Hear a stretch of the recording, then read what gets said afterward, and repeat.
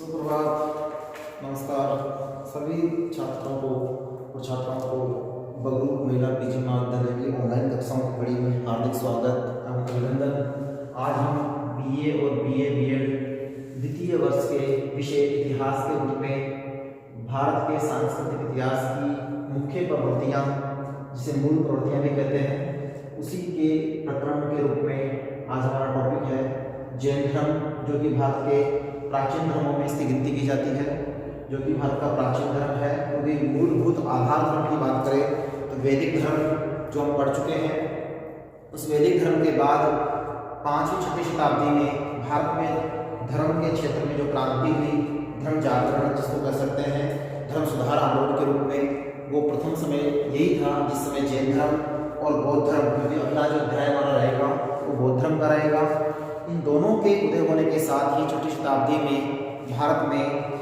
एक बौद्धिक क्रांति का जन्म हुआ और वो धर्म सुधार के नाम से जानी गई। तो प्राचीन भारतीय इतिहास की इस बौद्ध धर्म और जैन धर्म की प्रस्थान को देखते हैं, जो कि धर्म सुधार आंदोलन के रूप में जानी जाती है। क्योंकि प्राचीन समय में जिस समय हिंदू धर्म, जिसको हम कह सकते हैं वैदिक धर्म, कौन सा धर्म? वैदिक धर्म, क्योंकि प्रथम आधारभूत धर्म जो है वो वैदिक धर्म है, यह हम पढ़ चुके हैं। वैदिक धर्म के बाद जो बदलाव हुए वो जैन धर्म के रूप में आए, और उसके बाद जो बदलाव देखने को मिलेंगे वो बौद्ध धर्म के रूप में रहेंगे। किसके रूप में रहेंगे? बौद्ध धर्म। तो इन दोनों धर्मों का एक साथ उदय होना और एक जैसी समानताओं के साथ अपना विकास करना अपने आप में विशेष उल्लेखनीय माना गया है, जो कि वैदिक धर्म की कमियों को दूर करने के लिए नवीन धर्म के रूप में इन दोनों धर्मों का उदय हुआ। तो शुरुआत करते हैं प्रस्तावना के रूप में कि जैन धर्म और बौद्ध धर्म का जो उदय हुआ वो 6वीं शताब्दी में किस रूप में हुआ और उसे किस समय के अनुसार इसको माना गया। तो देखिए, जैन धर्म जो रहा, शुरुआत हम जैन धर्म की करेंगे और जैन धर्म की शुरुआत हम उसी समय से करेंगे 6वीं शताब्दी ईसा पूर्व से, और उसी समय बौद्ध धर्म रहा, लेकिन शुरुआत पहले जैन धर्म से लेंगे। इसीलिए हम बताएं आपको, तो 6वीं शताब्दी ईसा पूर्व में न केवल भारतीय इतिहास में बल्कि विश्व के इतिहास में अपना विशेष महत्वपूर्ण स्थान रखती है, क्योंकि इस शताब्दी में बहुत से परिवर्तन हुए थे, जिसके आधार पर इसे युग परिवर्तन की संख्या भी दी जाती है। इसमें अनेक देशों में आध्यात्मिक और नैतिक अशांति उत्पन्न थी। उसी नैतिक अशांति को दूर करने के लिए बौद्धिक चेतना के रूप में धर्म जागरण, जिसको धर्म सुधार कहते हैं, उसके रूप में मुख्य रूप से आध्यात्मिक क्रांति का उदय हुआ और धर्म सुधार आंदोलन के रूप में नवीन धर्मों का उदय हुआ, जिसमें दो धर्म मुख्य माने गए, जिसमें जैन धर्म और बौद्ध धर्म विशेष थे, जो 6वीं शताब्दी, 6वीं शताब्दी, ये भी याद है आपको कि किस शताब्दी में ये परिवर्तन देखने को मिला। 6वीं शताब्दी के समय जो विशेष रूप से परिवर्तन रहा भारत के प्राचीन समय में, उसमें इन दोनों धर्मों का उदय हुआ और सभी राष्ट्रों में एक जैसी नवीन विचारधारा के रूप में इन धर्मों का विकास हुआ। जैसे भारत, चीन, ईरान, यूनान, यहाँ तक कि यूरोप में भी दार्शनिक सिद्धांतों के आधार पर बौद्धिक परिवर्तन देखने को मिलता है। उसी के साथ साथ ये सुधारात्मक कार्य जो किए गए धर्म के रूप में, वो क्यों किए गए, इसके पीछे कारण ये था कि वैदिक धर्म जो था वो ऋग्वैदिक काल में सही था, लेकिन उत्तर वैदिक काल में आने के बाद में, उत्तर वैदिक काल में दो भागों में बटा, वैदिक काल, ऋग्वैदिक काल जो था, ये ऋग्वैदिक काल, इस ऋग्वैदिक काल में सही था, अर्थात धर्म में सब कुछ अच्छा था, लेकिन उत्तर वैदिक काल में आने के बाद यज्ञ और कर्मकांड, क्या चीज, यज्ञ का प्रभाव ज्यादा होने लग गया एवं कर्मकांड, ये विशेष ज्यादा होने के कारण धीरे धीरे लोगों का जो रुझान था वो वैदिक धर्म से हटता गया और नवीन धर्म की तलाश में उसी समय दोनों धर्मों का जब उदय हुआ तो आसानी से लोगों ने इन धर्मों को ग्रहण कर लिया, क्योंकि दोनों की जो भाषाएं थी वो स्थानीय भाषाओं में थी। जैसे जैन धर्म की प्राकृत भाषा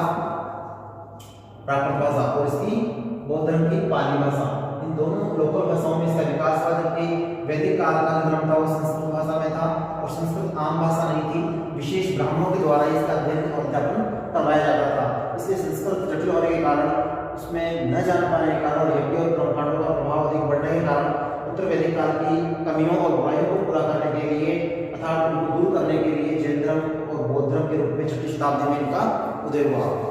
वैदिक यज्ञ और कर्मकांड ने भारतीय समाज को काफी प्रभावित किया और भारतीय समाज इनसे उठ चुका था, इसलिए उत्तर वैदिक काल के यज्ञों का स्वरूप जो कठिन था, जटिल जिसे कह सकते हैं, कर्मकांडों के रूप में और भय आडंबरों के रूप में दबाव जो था वो लोगों को बहुत ज़्यादा बढ़ चुका था और इसको एक आधार मान लिया गया था कि ईश्वर से अगर आत्मा का परमात्मा से मिलन करवाना है तो उसके लिए उसे मोक्ष प्राप्ति आवश्यक है। मोक्ष प्राप्ति के लिए उसे यज्ञ करना या कर्मकांड करने आवश्यक है। तो ये एक भावना से बन चुकी थी।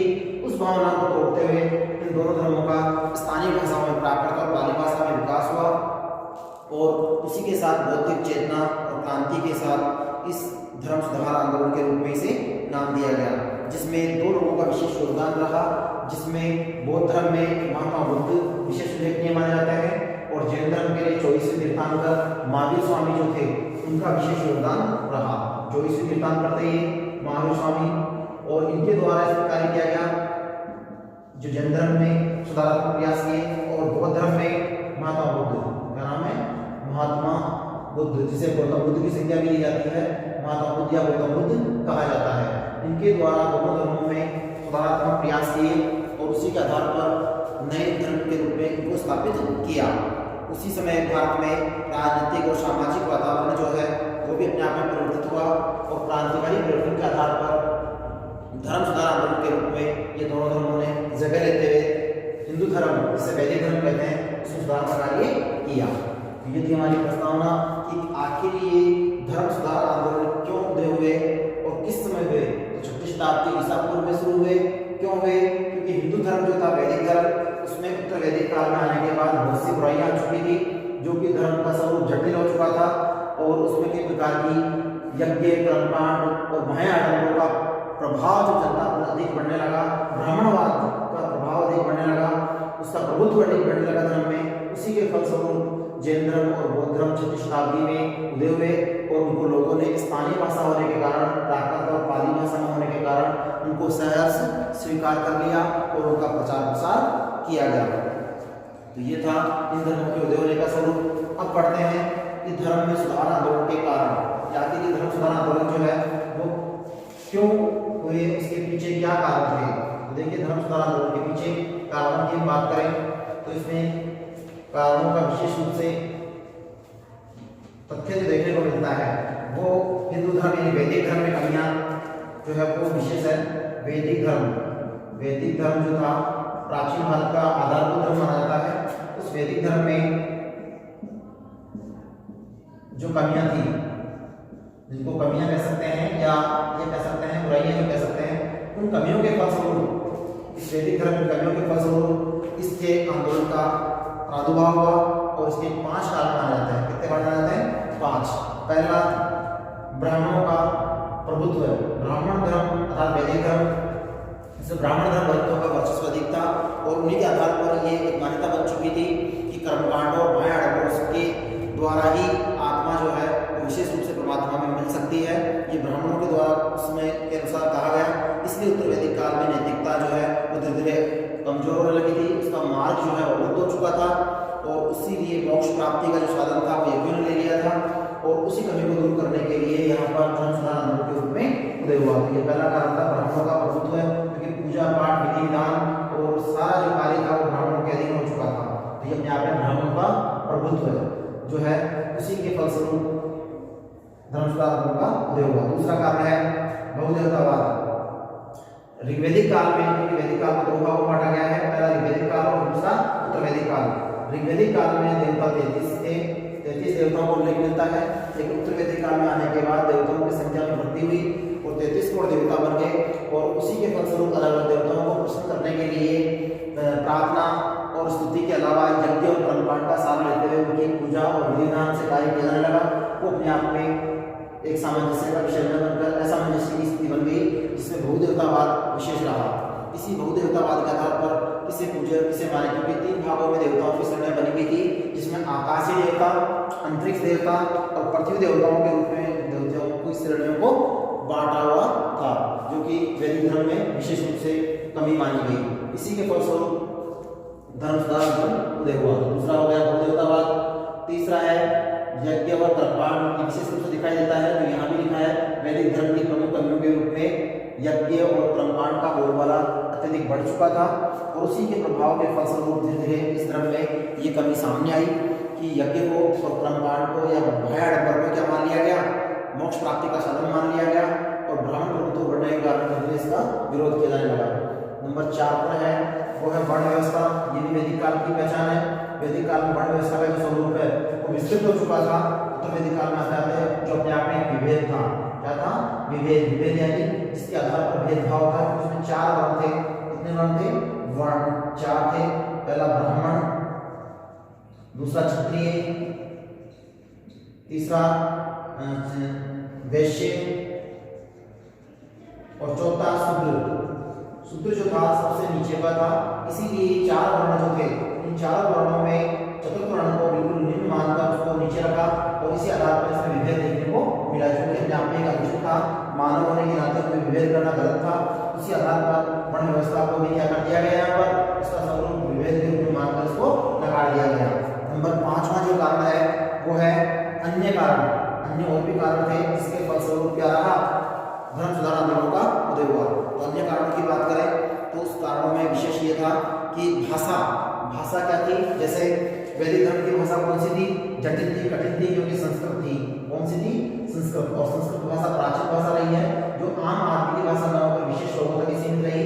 जबकि जैन धर्म और बौद्ध धर्म की भाषाएं, जैन धर्म और बौद्ध धर्म में जो भाषाओं का प्रयोग किया गया वो विशेष रूप से स्थानीय भाषाओं का प्रयोग किया गया, जिसमें जैन धर्म में प्राकृत भाषा को काम में लिया गया, प्राकृत भाषा, ठीक है, और बौद्ध धर्म में पाली भाषा को काम में लिया गया। पाली भाषा में साहित्य लिखा गया और इसी के कारण उनका प्रचार प्रसार आसानी से हो गया। तो ये दोनों भाषाएं जो है वो स्थानीय भाषाएं थी समय के अनुसार, और उन भाषाओं में इनका धर्म का साहित्य रचा गया, लिखा गया। इसीलिए इन धर्मों का विकास तीव्र गति से आगे हुआ। तो जैन धर्म में प्राकृत भाषा और बौद्ध धर्म में पाली भाषा को अपनाया गया। जबकि वैदिक धर्म में कौन सी भाषा थी? वैदिक धर्म में संस्कृत भाषा को अपनाया गया था। कौन सी भाषा को अपनाया गया था? संस्कृत भाषा, जो कि आम भाषा न होकर ब्राह्मणों की विशेष भाषा थी, इसलिए ब्राह्मणों का प्रभाव इस पर अधिक देखने को मिलता है। तो ये 5 कारण जो थे वो क्या थे? धर्म सुधार आंदोलन के कारणों में विशेष उल्लेखनीय माने जाते हैं। अब करते हैं अगली चर्चा, जिसमें जैन धर्म के सिद्धांत, क्योंकि हम जैन धर्म को देखेंगे विशेष रूप से। जो पहला धर्म था वो जैन धर्म का जो शताब्दी में उदय हुआ और उसने 24वें तीर्थंकर के रूप में माधव स्वामी के द्वारा उसका विकास प्रचार प्रसार करते हुए उसको चरम सीमा पर पहुंचाया। जितना तेजी से आगे प्रसारित हुआ उतना ही बाद में इसका धीरे धीरे पतन भी आरंभ हो चुका था, लेकिन विकास जो हुआ वो हमें देखना है तो किस रूप में हुआ। तो तीसरा पॉइंट हमारा जैन धर्म के सिद्धांत और शिक्षाएं। दूसरा कंप्लीट हो गया हमारा कारण जो थे हम पढ़ चुके, 5 कारण जो थे वो हम पढ़ चुके। पहला ब्राह्मणों का प्रभुत्व पढ़ चुके, दूसरा हम बहुदेवतावाद पढ़ चुके जो कमी थी वैदिक धर्म की, तीसरा यज्ञ और कर्मकांड ये हिंदू धर्म या वैदिक धर्म में विशेष रूप से प्रभावित था, चौथा वर्ण व्यवस्था का विस्तृत स्वरूप या विभेद, और 5वां अन्य कारण जिसमें भाषा का विशेष महत्व रहा। अब है जैन धर्म के सिद्धांत और शिक्षाएं। जैन धर्म के सिद्धांत और शिक्षाओं की बात करें तो इसके सिद्धांत और शिक्षाएं 6 हैं जिनको विशेष रूप से हम देखेंगे बारी बारी से। पहला है जीव और अजीव का सिद्धांत। ये जैन धर्म की ही देन है। जो सिद्धांत जो है ये जैन धर्म में ही दिया गया है, जीव और अजीव का सिद्धांत, जिसके आधार पर जीव की तुलना की गई है कि चींटी को मारना भी जैसे पाप माना गया है। तो ये अपने आप में जीव और अजीव के आधार पर यह माना गया है कि मनुष्य बड़ा है भले, लेकिन चींटी जो है छोटी है, लेकिन उसको भी अपने आप में मारना क्या है? एक पाप है। तो ये जीव की जो कल्पना की गई वो जैन धर्म में की गई है कि सबसे बड़े से लेकर छोटे प्राणी तक सभी में जीव होता है। इसलिए जीव और अजीव की जो सिद्धांत की कल्पना की है और उसको अपनाया गया है, वो सिद्धांत जैन धर्म का मुख्य सिद्धांत माना गया है, जीव और अजीव के सिद्धांत के रूप में। दूसरा है निवृत्ति मार्ग। निवृत्ति मार्ग का है जिसके आधार पर व्यक्ति क्या करता है? अपने आप को मोक्ष प्राप्ति की ओर ले जाता है। इसलिए मोक्ष प्राप्ति जो है इसका अंतिम लक्ष्य माना गया है, वो भी जैन धर्म के सिद्धांत के रूप में ही उल्लेखनीय है। इसको निवृत्ति मार्ग या मोक्ष प्राप्ति का सिद्धांत भी कहते हैं, क्योंकि मोक्ष प्राप्त करने के लिए निवृत्ति मार्ग को चुनना होता है। तीसरा है जैसे माधव स्वामी ने घर त्याग किया और ज्ञान को प्राप्त किया केवल ज्ञान के रूप में, और उसके पश्चात उन्होंने मोक्ष को प्राप्त किया। इसी प्रकार उन्होंने निवृत्ति मार्ग के माध्यम से मनुष्य को इस संसारिक मोह माया जाल से मुक्त करते हुए आध्यात्मिकता को अपनाते हुए मोक्ष की ओर पहुंचने का रास्ता दिखाया। तो ये दूसरा सिद्धांत है निवृत्ति मार्ग। ठीक है, सभी चीजों से निवृत्त होकर अर्थात अपने आप में ईश्वर की भक्ति करते हुए श्रद्धा और उपासना से क्या कर सकते हो? ईश्वर को प्राप्त कर सकते हैं। तो वो है मोक्ष प्राप्ति का मार्ग। तीसरा है जैन दर्शन। जैन दर्शन जो है अपने आप में 3 भागों में बटा हुआ है, विशेष पहचान है, साम्यक ज्ञान, साम्यक दर्शन, जिसको साम्यक दृष्टि भी कहते हैं, साम्यक दृष्टि क्योंकि देखना अपने आप में दृष्टि है, दृष्टि वही है, और साम्यक चरित्र, तो साम्यक ज्ञान, साम्यक दर्शन या साम्यक दृष्टि और साम्यक चरित्र, ये 3 भागों में बटा हुआ है, जिसको त्रिरत्न भी कहते हैं। जैन धर्म में क्या कहते हैं? त्रिरत्न, त्रिरत्न, अर्थात ये जो है 3 रत्न है, त्रिरत्न भी को कहा जाता है, जो अपने आप में जैन धर्म में त्रिरत्न माने गए हैं। जैसे बौद्ध धर्म में भी त्रिरत्न है, उसी प्रकार जैन धर्म में भी इनको त्रिरत्न की संज्ञा दी गई है। त्रिरत्न जो है वो जैन धर्म में विशेष पहचान रखते हैं, इसमें साम्यक ज्ञान, साम्यक चरित्र और साम्यक दर्शन जो है वो विशेष उल्लेखनीय है। चौथा सिद्धांत जो है वो है पंच महावर्त, ये भी जैन धर्म के महावीर स्वामी के द्वारा ब्रह्मचार्य को जोड़ते हुए बनाया गया है, जिसमें सत्य, अहिंसा, अस्तेय, परिग्रह और ब्रह्मचारी, ये 5 है, 1 2 3 4 और ये 5, ये 5 जो सिद्धांत है ये पंच महावर्त कहलाते हैं। तो ये जैन धर्म के सिद्धांतों की विशेष पहचान है, जिसमें इन्हें नाम भी दिया जाता है, जैसे उनको त्रिरत्न का नाम दिया गया, इन्हें जैसे त्रिरत्न, उसी प्रकार यहाँ पे इनको अणुवर्त कहते हैं। क्या कहते हैं इनको? अणुवर्त। याद रहे, इन 5 महावर्तों को क्या कहते हैं? अणुवर्त भी कहते हैं, जिसमें सत्य, अहिंसा, अस्तेय, परिग्रह और ब्रह्मचारी, लेकिन अर्थ भी है। सत्य का तात्पर्य यहाँ पर यह है कि सत्य ही ईश्वर है, क्योंकि साक्षात्कार परम ब्रह्म जो है वो सत्य का स्वरूप है, इसलिए इससे कभी नकार आनी चाहिए कि जन्म लिया है तो मृत्यु अवश्य है, अवसान भी है। ये अपने आप में एक मानव जीवन का ऐसा सत्य है जो कड़वा सत्य है, लेकिन सबको स्वीकार करना चाहिए कि सत्य विशेष है, और सत्य है तो शिव है, शिव है तो सुंदर है। ये भारतीय समाज की एक परंपरा भी रही है, जो वैदिक काल की देन है, उसी के आधार पर सत्य को अवरुद्ध किया गया है। दूसरा है अहिंसा, अहिंसा में जैन धर्म में विशेष सिद्धांत भी दिया गया है। अहिंसा परमो धर्म है, अर्थात अहिंसा ही सबसे बड़ा धर्म है, अर्थात जीव के प्रति दया का भाव रखना वो सबसे बड़ी क्या है? अहिंसा। और हिंसा क्या है? चींटी को मारना, पैरों नीचे कुचलना अपने आप में क्या है? एक तरह से वो भी पाप माना गया है। तो जैन धर्म में जो अहिंसा का सिद्धांत है उसी को सीखकर आगे महावीर स्वामी के द्वारा जो दिए गए सिद्धांत को आगे महात्मा गांधी ने अपनाया, और वो हमारे भारत में आज़ादी के लिए एक कारगर उपाय गांधी जी का सिद्ध हुआ। इसको उन्होंने अहिंसा के आधार पर उसको अंग्रेजों से लोहा लिया, अर्थात नेतृत्व करते हुए भारत को स्वतंत्रता का मार्ग दिखाया। तो अहिंसा का एक तरीका था जिसमें गांधी जी चले, तो सत्य और अहिंसा। तीसरा अस्तेय, अस्तेय का मतलब कभी चोरी नहीं करनी चाहिए, अर्थात किसी प्रकार का गलत कार्य नहीं करना चाहिए, नहीं करना चाहिए। चौथा है अपरिग्रह, अपरिग्रह का मतलब है कि जितनी आवश्यकता है उतनी ही वस्तुओं का उपयोग करें, आवश्यकता से अधिक संग्रह न करें, क्योंकि अन्य व्यक्तियों के भी वो काम आ सकती है। तो अपरिग्रह का तात्पर्य यहाँ पर यह है। और फिर 5वां है ब्रह्मचारी, ये महावीर स्वामी के द्वारा जोड़ा गया है, जो नाम में विशेष उल्लेखनीय है कि ब्रह्मचारी धर्म का पालन करना चाहिए, और उसी के आधार पर पंच महावर्तों के आधार पर व्यक्ति क्या कर सकता है?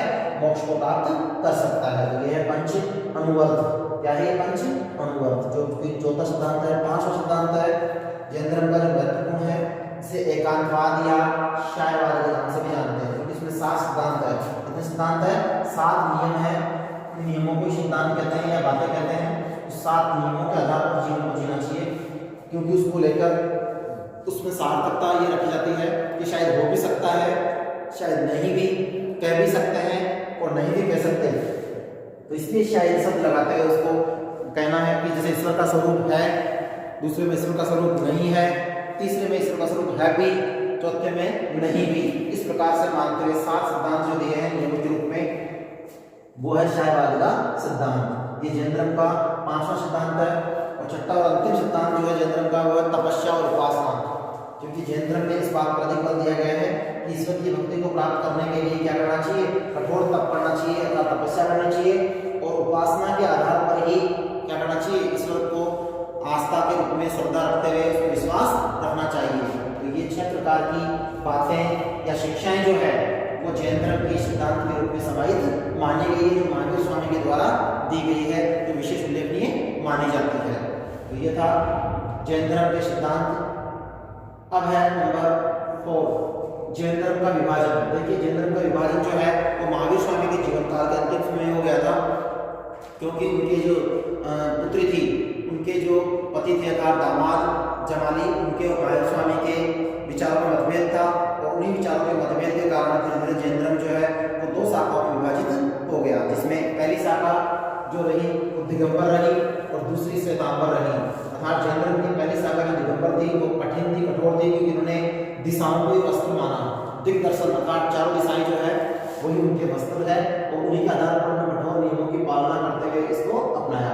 और दूसरे थे श्वेत वस्त्र धारण करने वाले, जिन्हें श्वेतांबर की संज्ञा दी गई, क्योंकि दिगंबर जो थे वो जैन संप्रदाय के कट्टरपंथी मार्ग के माने जाते हैं, जो लोग धर्म के नियमों की पालना करने के लिए कठोरता से उनका पालन करते हैं। जबकि श्वेतांबर वाले जो है उनका मत साधारण और सादगी माना गया है। इन्होंने श्वेत वस्त्र धारण करते हुए जैन धर्म का पालन किया, ये थे श्वेतांबर।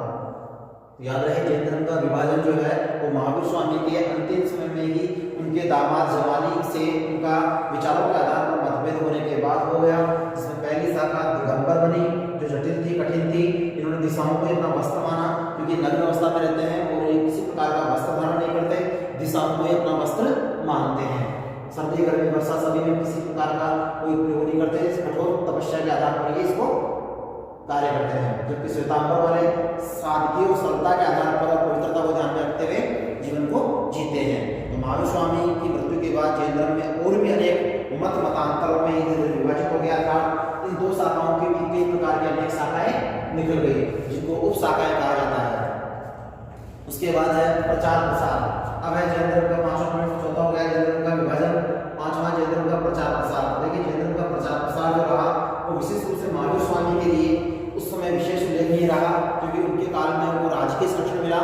इसलिए तीव्र गति से जैन धर्म का प्रचार प्रसार भारत में सभी जगह हुआ और भारत से बाहर भी इसको प्रसारित किया गया। किंतु महावीर स्वामी की मृत्यु के बाद जब इसमें दो भागों में बट गया, तत्पश्चात राजाओं का संरक्षण भी इसको मिलना कम हो गया और उसी के फलस्वरूप इसका प्रचार प्रसार कम हो गया। जैसे महावीर स्वामी के काल में जैन धर्म ने बड़े उत्साह के साथ प्रचार प्रसार किया और जनता जो स्थानीय भाषा पाली भाषा में अपने सिद्धांतों के आधार पर इसको प्रसारित किया। तो ये भी याद रहे प्राकृत भाषा कि प्राकृत भाषा में प्रसारित करने के कारण ये जल्दी से क्या हो गया, काफी लंबे समय तक फैलता रहा और दूर तक फैला। तो प्राकृत भाषा जो थी वो इसकी भाषा थी और उस प्राकृत भाषा में इसका क्या रहा, प्रचार प्रसार रहा। कई बार पूछा जाता है कि जैन धर्म की जो भाषा थी वो कौन सी भाषा रही, प्राकृत भाषा विशेष थी, बाकी संस्कृत भाषा में भी जैन साहित्य लिखा गया है। याद रहे संस्कृत भाषा में भी जैन साहित्य को लिखा गया है, क्योंकि संस्कृत भाषा के लिए गलत है, साथ ही प्राकृत भाषा के प्राकृत भाषा दो भाषाएं विशेष है जो साहित्य के लिए मानी जाती है। और इसी समय माना जाता है कि बाद के राजवंशों ने उसको सहयोग दिया, योगदान दिया, इसलिए जैन धर्म आगे बढ़ता गया और पूरे भारत में फैल गया। बाद में इसका प्रचार प्रसार बौद्ध धर्म के आने के बाद कमजोर हो गया और धीरे धीरे सिमट कर आज कहाँ रह गया।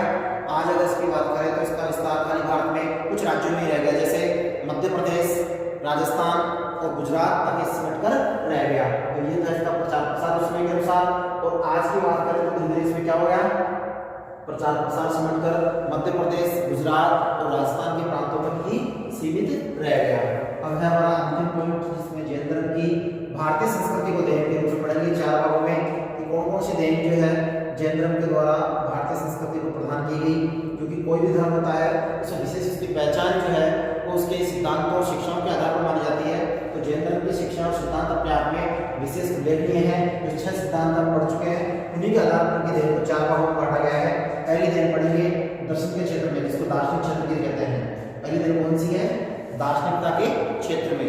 तो दार्शनिकता के क्षेत्र में देखो जैन धर्म ने त्रित्व का सिद्धांत दिया, जिसमें हमने पढ़ा साम्यक ज्ञान, साम्यक दर्शन या दृष्टि, साम्यक चरित्र। ये त्रितन जो है ये जैन धर्म की विशेष दार्शनिकता की देन मानी गई है। उसी के साथ साथ दूसरा जो है शायवाद का सिद्धांत, ये भी हमने इसमें पढ़ा, जिसको एकांतवाद या शायवाद के सिद्धांत से जानते हैं, जिसमें ईश्वर को लेकर मत मतांतर है और 7 नियम उसमें बनाए गए हैं। वो शायवाद के सिद्धांत जो माने गए हैं वो जैन धर्म के दार्शनिकता के क्षेत्र के सिद्धांत ही माने जाते हैं। तो दूसरी देन हो गई। तीसरी विशेष जो मानी गई है इसमें वो क्या है, वो है इसमें विशेष रूप से अहिंसा। अहिंसा परमो धर्म का सिद्धांत जो है वो जैन धर्म से ही लिया गया है, वो आज भी अपनाया जाता है। तो ये 3 जो सिद्धांत है ये जैन धर्म के दार्शनिक स्वरूप को व्याख्यात करते हैं, उल्लेखित करते हैं। तो याद रहे विद्यार्थियों कि जैन धर्म के द्वारा दार्शनिकता के क्षेत्र में 3 सिद्धांतों को विशेष दिया, जिसमें सबसे पहला कौन सा माना गया है, जिसमें त्रितन दिया गया वो पहला दार्शनिक सिद्धांत है। दूसरा शायवाद का सिद्धांत है और तीसरा जो माना गया है वो क्या माना गया है, विशेष रूप से अहिंसा का सिद्धांत। ये 3 सिद्धांत दार्शनिकता के क्षेत्र में है। अब आती है बात दूसरी, साहित्य के क्षेत्र में क्या देन है। तो साहित्य के क्षेत्र में देखिए क्या चीज दी जयेंद्र ने। साहित्य के क्षेत्र की बात करें तो साहित्य के क्षेत्र में संस्कृत और प्राकृत दोनों भाषाओं में साहित्य लिखा गया है, जो जयेंद्र का विशेष रूप से भंडार है। याद रहे साहित्य के क्षेत्र में यह है संस्कृत भाषा और प्राकृत भाषा दोनों भाषाओं में साहित्य को लिखा गया है। कुछ ग्रंथ जो है वो संस्कृत भाषा में लिखे गए हैं, तो शेष ग्रंथ जो है वो प्राकृत स्थानीय भाषा के रूप में लिखे गए हैं, जो कि जयेंद्र की विशेष साहित्यिक देन मानी जाती है। इसी के साथ साथ जयेंद्र में साहित्य एकता को बनाए रखने के लिए इन दोनों भाषाओं का विकास उस 6ठी शताब्दी के समय में विधिवत रूप से हुआ, जो कि साहित्य की पहचान मानी जाती है। तीसरा, कला के क्षेत्र में। कला के क्षेत्र में जयेंद्र की देन देखेंगे कि कला के क्षेत्र में जयेंद्र ने क्या दिया। तो कला के क्षेत्र में भी जयेंद्र का विशेष उल्लेखनीय स्थान है, क्योंकि कलात्मकता की दृष्टि से जयेंद्र के समय में कई स्मारक बनाए गए, मूर्तियां बनाई गई, मंदिर बनाए गए, मठ और गुफाएं बनाई गई, जिसके आधार पर आज भी उनके प्रत्येक हमारे भारत में कई जगह देखने को मिलते हैं, जो उनकी कला को विशेष रूप से कलात्मकता के आधार पर स्मरण किए जाते हैं। अर्थात जयेंद्र की कला जो थी वो कलात्मकता के आधार पर आज भी विशेष उल्लेखनीय मानी जाती है, क्योंकि वो कलात्मकता अपने आप में विशेष शैली के आधार पर उल्लेखित थी, जिसमें जो बनाए गए, जैसे उदाहरण के रूप में देखें तो उड़ीसा के उदयगिरी में 35 जैन गुफाएं बनाई गई है। उड़ीसा के उदयगिरी में क्या बनाई गई है, 35 जैन गुफाएं हैं, जो जैन मंदिर के रूप में मानी जाती है। उसी के साथ साथ खजुराहो जो है वहां पर भी जैन मंदिर जो है वो मिले हैं, जो अपने आप में उस समय की पहचान है, जो कि जैन धर्म को उल्लेखित करता है। साथ ही 11वीं और 12वीं शताब्दी में राजस्थान में देलवाड़ा के जैन मंदिर जो बनाए गए वो भी विशेष ख्याति प्राप्त मंदिर है, जो कि जैन कला के रूप में अर्थात कलात्मकता के रूप में विशेष उल्लेखनीय माने जाते हैं। उसी के साथ साथ गुजरात के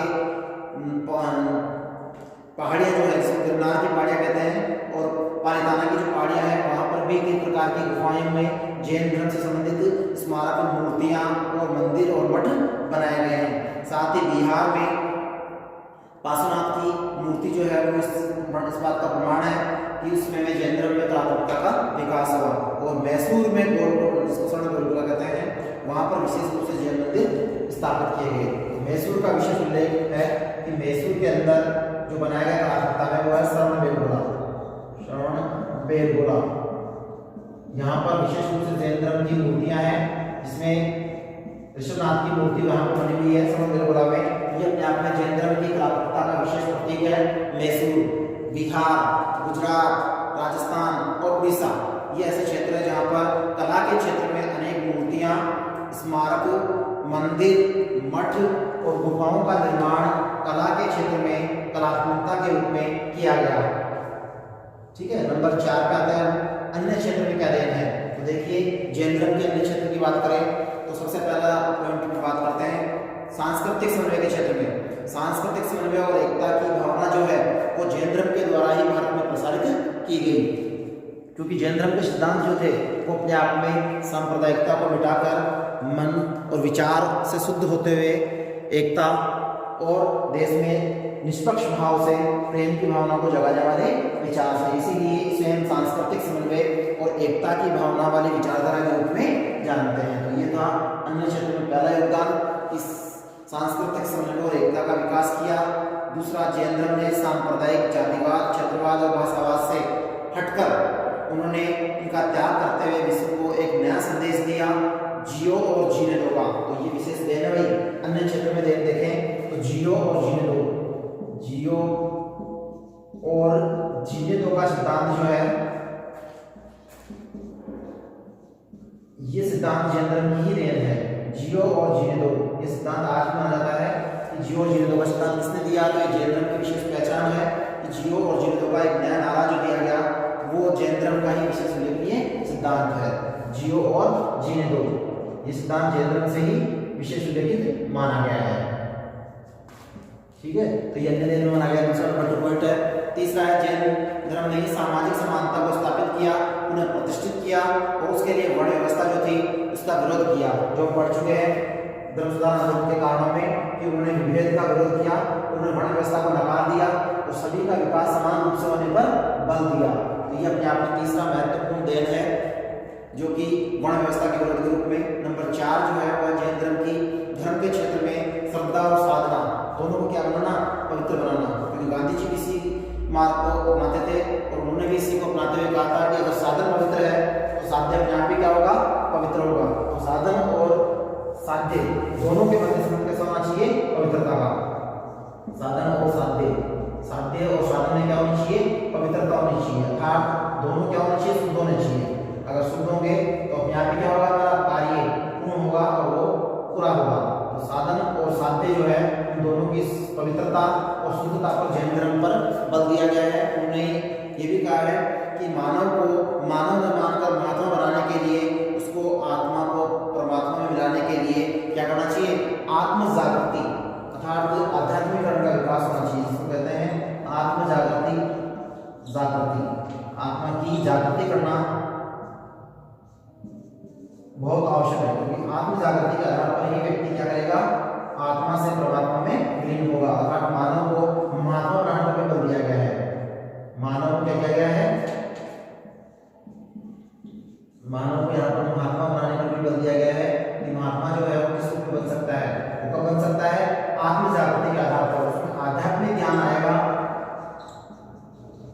तो अपने आप ही क्या होगा, आध्यात्मिक ज्ञान के आधार पर क्या होगा, भला बुरा जानकर अच्छे को अपनाएगा। उसी के आधार पर उसमें ईश्वर को प्राप्त करने के जो गुण होंगे वो उसकी आत्म जागृति के रूप में होंगे, जो कि उसे मानव से क्या बनाएंगे, उसे महात्मा की श्रेणी में डालेंगे या बनाएंगे। तो इस प्रकार से 4 या 5 अन्य देन है जो कि जैन धर्म की विशेष देन मानी जाती है।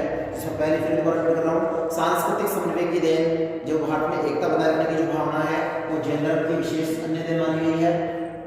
दूसरी नंबर 2, जैन धर्म में सांप्रदायिक जातिवाद और बसवाद क्षेत्रवाद को नकारते हुए वर्ण व्यवस्था को उन्होंने क्या कर दिया, नकार दिया और समानता के आधार पर जियो जिंदो का सिद्धांत दिया। तीसरा, इन्होंने सामाजिक समानता को पुनः प्रतिष्ठित किया और वर्ण व्यवस्था को नकार दिया था, उसका विरोध किया।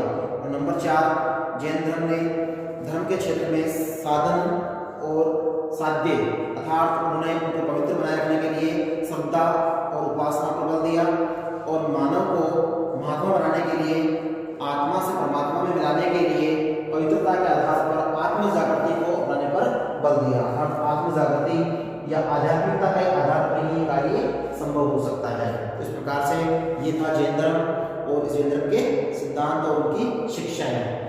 अगली क्लास में पढ़ेंगे बौद्ध धर्म, जो कि भारत का तीसरा मूल धर्म रहेगा, जो कि 6वीं शताब्दी की ही विशेष देन रहेगा। ठीक है।